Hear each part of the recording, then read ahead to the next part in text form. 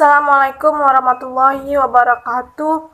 Di sini saya akan menjelaskan materi tentang kepemimpinan pendidikan. Pengertian dari kepemimpinan pendidikan.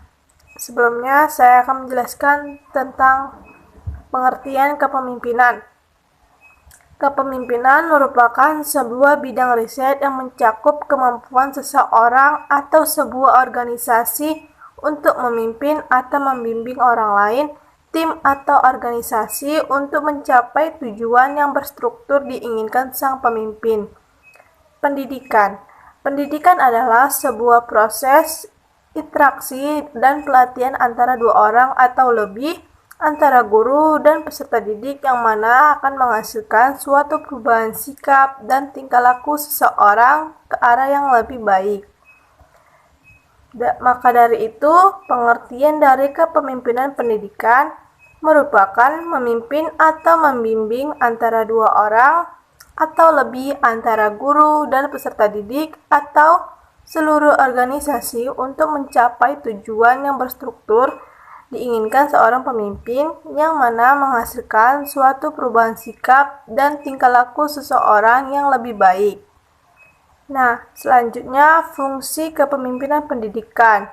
Fungsi kepemimpinan pendidikan yaitu yang pertama, fungsi instruksi. Fungsi instruksi itu sebuah catatan dalam jurnal umum yang merupakan perintah untuk mendebit dan mengkredit akun sesuai dengan catatan dalam jurnal.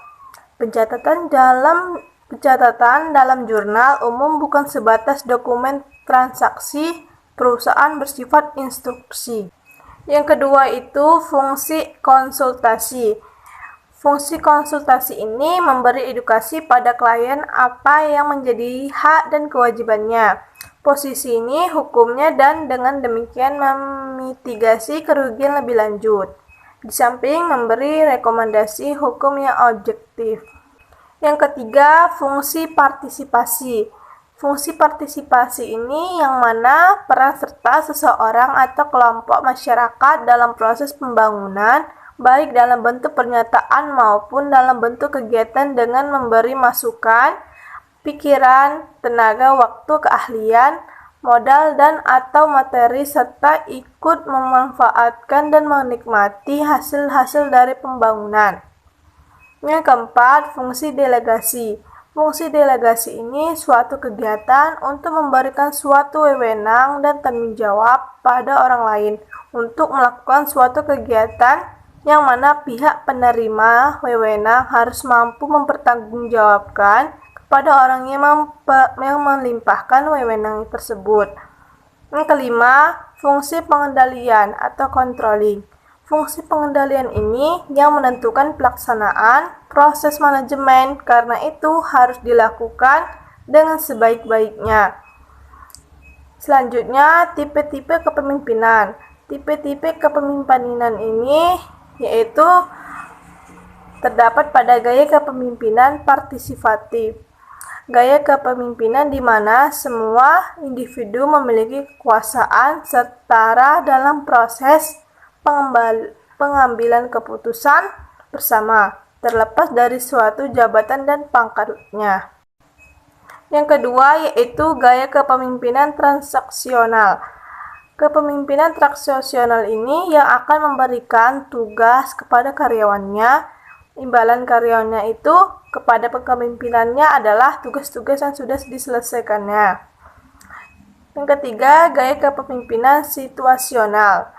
Kepemimpinan situasional ini mengawasi dan mengajari para anggotanya dengan penuh dan mengatur hasil yang akan dicapai pada perusahaan, serta yang membimbing anggotanya juga akan memberikan motivasi untuk mendorong para karyawannya untuk mencapai tujuan perusahaan dengan keahlian mereka. Yang keempat, gaya kepemimpinan visioner. Kepemimpinan visioner ini, para pemimpin selalu berusaha mewujudkan visi misi yang dibuat oleh perusahaan. Selain itu, pemimpin ini selalu berinovasi dalam mencapai target yang telah ditentukannya. Selanjutnya, Kepemimpinan mempunyai model-model, yaitu kepemimpinan karismatik. Kepemimpinan karismatik ini yang mempunyai kemampuan luar biasa, magnet yang kuat dan adanya ketertarikan emosional yang kuat dari yang dipimpin kepada pemimpinnya. Contohnya itu seperti Bung Karno, Anwar Sadat, Mahatma Gandhi. Selanjutnya, kepemimpinan moral.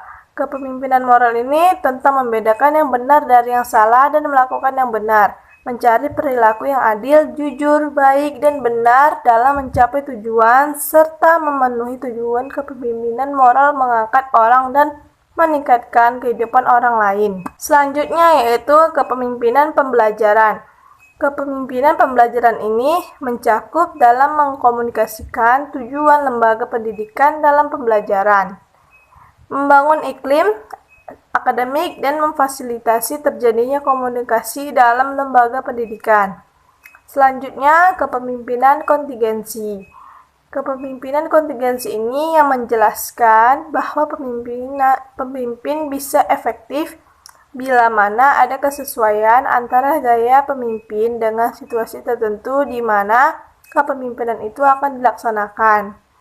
Selanjutnya, saya akan menjelaskan tentang pendekatan dalam kepemimpinan. Pendekatan dalam kepemimpinan itu mempunyai 4 pendekatan.